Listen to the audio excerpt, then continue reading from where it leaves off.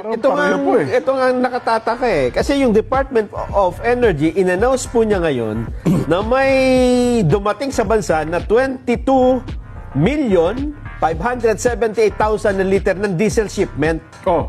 Pero itong magtataka ka, hindi nila dinidisclose kung saan binili.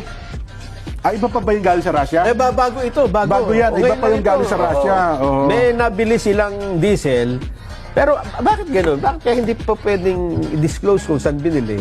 Kasi kung may nabibili ng palang ganito kadami, Hindi kasi pag dinisclose nila nga, magkakaalaman kung magkano nila nabili.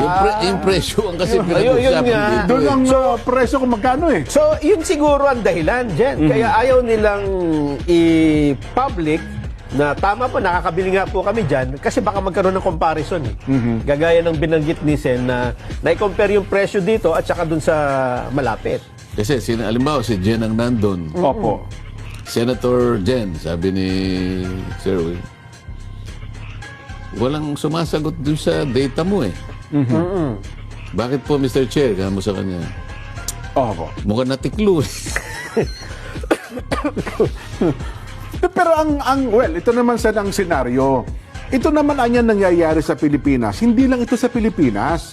Kasi ang pagtaas talaga ng presyo ng produktong petrolyo ay pangdaigdigan. Lalo na dito sa Southeast Asia. Oo, kasi yun po ang pinoproject ng Big Three Halos matataas ang company. Ba't di mo tanungin ang Vietnam? Ngayon din, tanungin mo, ganyan ba ang presyo niya? Amo ah. Oh. Sino sagot mo? Tanong ka sa Australia. Ganyan ba ang presyo? Kamukha nito, lumundag ng 120 pesos. Yun nga. Tumaas From din sa kanila. 55, Pero hindi ganun ka-grabe katulad mo sa atin. Tumaas, 10%, 15%, dahil nga umalog nga ng konti. Siguro, nagkaroon lang ng shock. Pero pinag-uusapan natin from 55 to 126. Oo nga. Masyado mataas yung pag-akyat. Kasi sa kanila 20% lang ang pinakamataas dyan. Kaya pala ngayon ko nauunawaan kung bakit hindi nila inaalis ang balita, Strait of Hormuz. Kasi nga, nakabarandilya daw po lahat ngayon doon, yung mga tanker na hindi makadaan. Samantalang meron naman palang ibang pwedeng pagdaanan. Kasi yun din po ang stand ng mga petroleum company, di ba, Sen? Nung nag-present yung Shell, nag-present yung Petron at saka Chevron.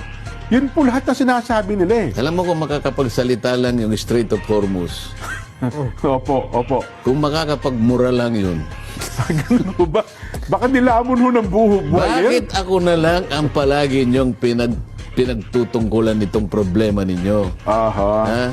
Hindi ba kayo na ang nagsabi na 20% lang ng supply ang dumadaan dito? Yes po. Bakit hindi niyo tanungin saan dumadaan yung 80%? Aha. O yung Suez Canal, sarado ba? Di ba tinanong ko yung isa? Opo, yung representante ng Shell. Are you saying, sabi ko, that the Suez Canal is closed also? No, sir. Yan pala eh. Bakit palagi kang straight ng straight?